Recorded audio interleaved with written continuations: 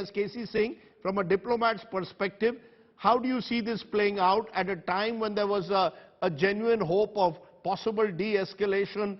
There's pressure on President Xi in his own country. Are you surprised by what you've seen? In fact, it's not surprising at all. In fact, when any dictatorial regime comes under domestic pressure, they will resort to nationalistic steps, or that impulse takes over. That danger was always there. That as so are you seeing a link between a weakening Chinese leadership and what's happened? No, it's not weakening. He's taken back his zero COVID policy, which for any autocrat to roll back a policy that he's standing by, with the likely implications, because we are not getting the total number of cases, but the cases will spread and there'll be more deaths in China. So to distract from that, he has to now start off something on the outside. And don't forget, he's just been to Saudi Arabia. There's been an Arab-Chinese high-level summit. So he's come back stronger from that. He's secured the energy resources. And look, this may have happened any number of times, but I think timing is important. We are de-escalating after Galwan. We were supposed to have military-to-military talks, which the Chinese have been postponing. So that was a danger signal. Now in China, if you remember at the last G20 meeting in Indonesia, our Prime Minister didn't sit down for a meeting with Xi Jinping. They just shook hands. And also remember another thing, that 62 came when the rest of the world, when the Americans and the Soviets were distracted by the Cuban Missile Crisis. Now the rest of the world is distracted by what's happening in Ukraine. So the Chinese will always choose these moments. And also the G20 leadership has passed to us. So just when they see that the Indian level is rising at the diplomatic stage, at the international stage, which for instance, pre-62, Nehru was at a peak. So you try deflating a leadership, you try distracting a leadership. So this should have been expected. And I don't think this is the end of it. There may be more of it unless they are deterred. And the Indian government also must claim on Depsang plains. Has there been withdrawal by the Chinese? Has there not been a withdrawal?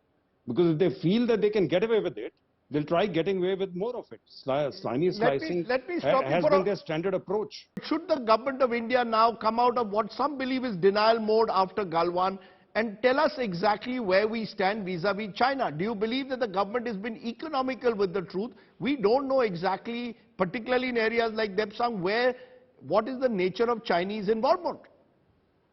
Rajdeep, I personally feel that is not the correct statement. In fact, what Rajdeep Sardesai has just stated, that they have occupied some territories. I totally disagree.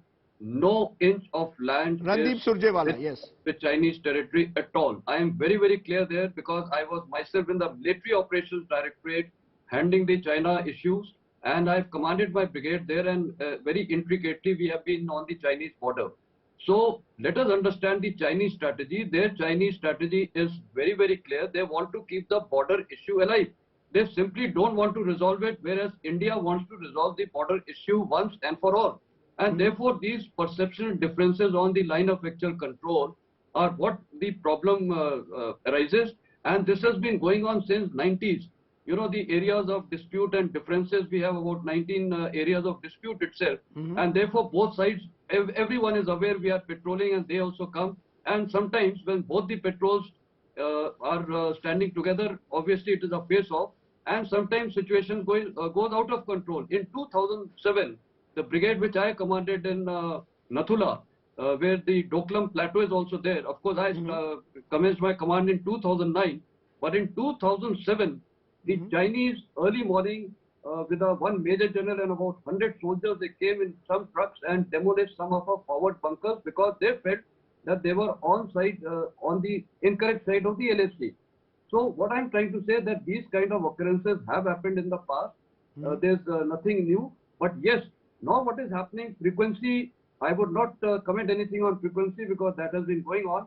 But the intensity in terms of the number of troops, you know, getting 300 troops, that means there was a directive given by the Chinese government that they have to flare up this issue, have some contact there, so that there is reaction, it becomes internationalized, and their attention is diverted from the zero COVID policy or whatever it is. They have their problems. So they have been successful because in all these face-offs, even when I was commanding my brigade in Nathula, the strength was fairly less and we used to just handle it. And that is why weapons have never been fired. Even in Galwan, no troops have used weapon and they have come with the barbed wire, etc. and, sticks, etc.